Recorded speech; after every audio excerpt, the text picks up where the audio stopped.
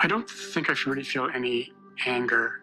You know, what I feel is regret at how one personal story that I'll tell you is a very good friend, probably one of my best friends, had moved to Toronto. And we were always in touch. We got together from time to time. And then as time goes on, you kind of, your contacts kind of broadens and you don't see them as much. And one night, my phone rang and it was my friend, and there was a lot of people in my apartment, and he just called to say hi. And basically I said, "Hi, great to hear from you." And I said, "Wow, like, are you still alive?" Meaning, I haven't heard from you in a while. And I can't talk to you right now because there's a bunch of people here, so can I call you back? And he said, "Sure." So I hung up. I didn't call him back. And about a week later, I heard that he had died. And I realized that he was calling to say goodbye. And I said, "Are you still alive?" Not even knowing that he was sick. Like, I didn't know that he had AIDS. So that's just like a personal instance, but it still really haunts me, actually.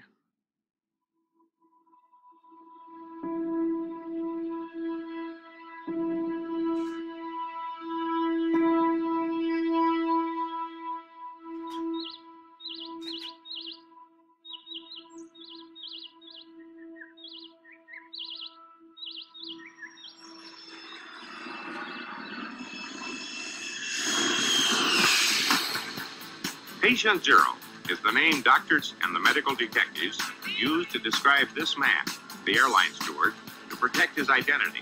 I have spoken of Patient Zero to people who weren't around at that time, and when they realized that who I'm talking about, and that I actually knew that person, and that there was a real person rather than, somebody 8 foot tall dripping blood from the mouth, it's as if I'm talking about having known Joan of Arc personally.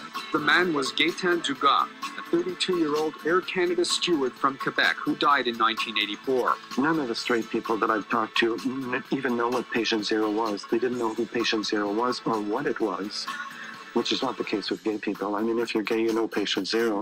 Patient Zero was a man, a central victim and victimizer. The most widespread part is the idea that this is the man who introduced AIDS to North America. I don't know whether he actually brought the epidemic to the country, but he certainly was the person who spread it from one end of the country to the other. There is just so much wrong about the concept of a Patient Zero. The second part is that not only did he cause the epidemic by being the first case, but he was somehow doing it deliberately, that he was trying to spread his infection far and wide across the United States and beyond. He reportedly crisscrossed North America, feeding an enormous homosexual appetite with hundreds of liaisons. This sort of golden man-child, if you will. A very handsome airline steward. And suddenly to die on the front page like that. Zuba's family would only say that parts of the story are false, that only God knows the truth. It's funny to say, Gaetan always used to say to me, "One day I'll be a star." Well, he might be a star now, he was known, like people knew him, but I don't think that's what he meant when he said, "One day I'll be a star, darling." Okay.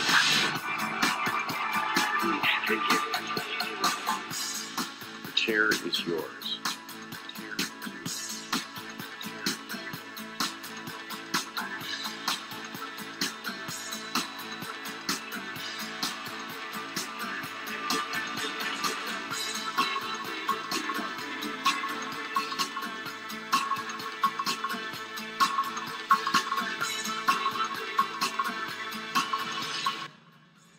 I'm Ray Redford. I was a friend of Gaetan.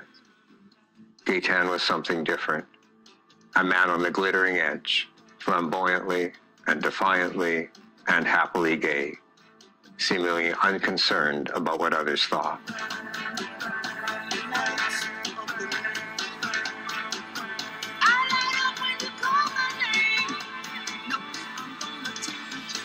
Give me My name is Gaëtan with an E at the end.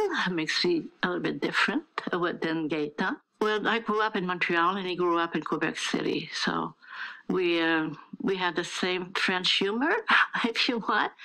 You know, we always blame the other one because we're both blonde. And, which Gaëtan or Gaëtan? Non, c'est Gaëtan. C'est pas Gaëtan. Moi, je suis Gaëtan. Non, c'est Gaëtan. He was adopted, and I believe he had 5 sisters, and they just hovered over him. They just love him. But that's about the extent of the family I know. Whatever prejudice I had going into the house, you know, expecting who are these people to have raised this monster, was sort of immediately shredded when I caught sight of the fridge door and this prayer card for Gaëtan. In French, there was, you know, in memory of Gaëtan Dugas, our beloved son, the love. There was so much love in that one little gesture on the fridge door. I don't know when he came out to his family, but I believe his family knew for a long time, and they were very supportive. Unfortunately, not all the men I worked with had that experience. At least one supervisor I worked with who started as a flight attendant, his family disowned him when he came out, and he never spoke to them again, it's to the best of my knowledge.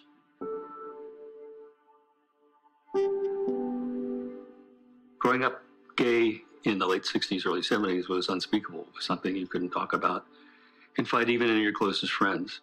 When you live in a culture that tells you your very innate self is wrong, you're a perfect bullying victim.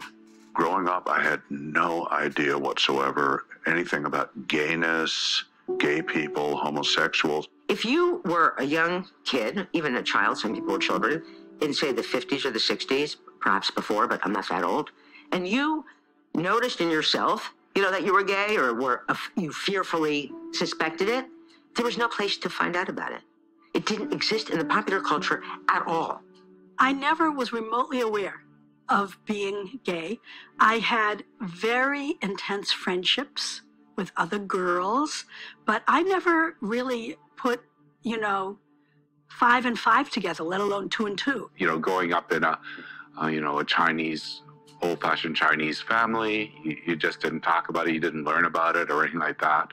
And you like to play, skipping and jump rope and things like that rather than baseball. When I was probably 8 or 9, 2 gay guys moved onto our street. They bought a house and moved onto our street, and everybody was sort of giggling about one liked to garden and one liked to paint. And so it was one of those things that was sort of, really embedded on my mind that was not something that was a good thing. I remember looking up the word homosexuality, and it said something about extreme, extreme perversion and depraved and all that. But I remember how thrilled I was to discover that I existed. It was really, it was sort of strange where you would gather up your sense of self-worth or who and what you were. And when there were images, they were really incredibly negative. I do remember Diamonds Are Forever. I remember seeing that as a teenager with my parents at the musical theater on Tremont Street in Boston and being absolutely mortified by the very creepy queer villains, and sitting there with my parents and listening to people sort of laugh at these. It was pretty awful. 1967, CBS had a documentary I remember watching that was just so homophobic and hateful, and really. The Homosexuals, with CBS News correspondent Mike Wallace. Americans consider homosexuality more harmful to society than adultery, abortion, or prostitution. So they actually got a real-life homosexual to speak on camera, but they backlit him and changed the voice so that no one would see who they were. And so that was my first introduction to know that there were these strange creatures called homosexuals, but they were obviously so disgusting that they could not possibly appear on television.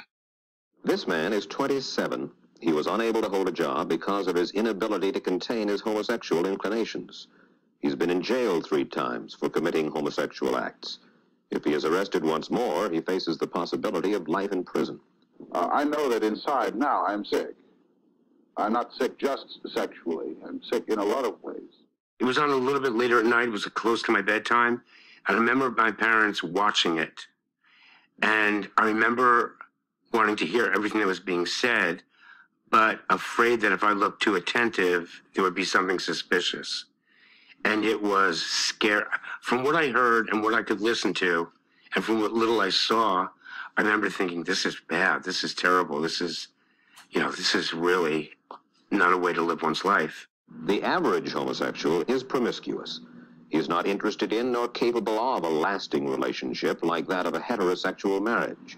His sex life, his love life, consists of a series of chance encounters at the clubs and bars he inhabits. I mean, I remember myself thinking in the late 50s, when I wasn't sure, what was going on with me, I decided it was a phase I was going through and I would just enjoy it. And if I was still gay when I graduated from college, I would just commit suicide. I was living in an all-male dorm, and it was like gym class around the clock. Did you catch that game last night? I mean, I didn't even know what sport they were referring to. The guys on my floor realized I was gay, and I just had a breakdown. I went up on the roof of the high-rise dorm. I actually thought about jumping off.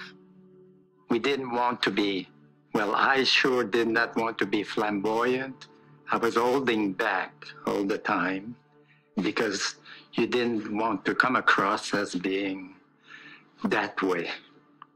So I preferred to not be perceived as being gay. Somehow I got the impression that I would be treated better that way, where Gaetan was already so obvious that he must have dealt with that by just being even more glowing. Because he would have been obvious as a gay person. I thought it was very brave of him. He was not holding back anything. He was ahead of his time in a way. He was. He was who he was, and he didn't pretend to be straight. Some of the men I worked with passed. He didn't really pretend anything. Internalized homophobia was a given. It would be like if you talked about any minority, blacks or women, if you just scratch, or Jews, if you scratch the surface, you will discover a lot of internalized prejudice. I remember having a boyfriend who had, again, such internalized homophobia that he said to me at one point, I think the worst thing that can happen to somebody is being gay. It was one of those relationships where I realized there was no possibility of that working out, because if he didn't love what was an integral part of him, how could he love somebody who represented that? Well, I'm reminded of Paul Monette and his thesis that we all make fine concierges, that there's something about a gay man or a gay woman that wants to please others, is still searching for a level of acceptance and understanding that is always sometimes seems to be just outside of their grasp. Coming of age in the 60s and 70s, there was a constant message out there, a negative message that two gay men couldn't love each other. I mean, it was considered a joke. It was considered unworkable. It was considered a fantasy. And that pernicious lie that gets woven into your psyche and into your being kind of contributed to the kind of lifestyle that led to these rising epidemics of STDs. But underneath it all, there is that message, that two men together is just, as one expert said, one penis plus one penis equals nothing, as if we're always reduced to our sexuality instead of our humanity.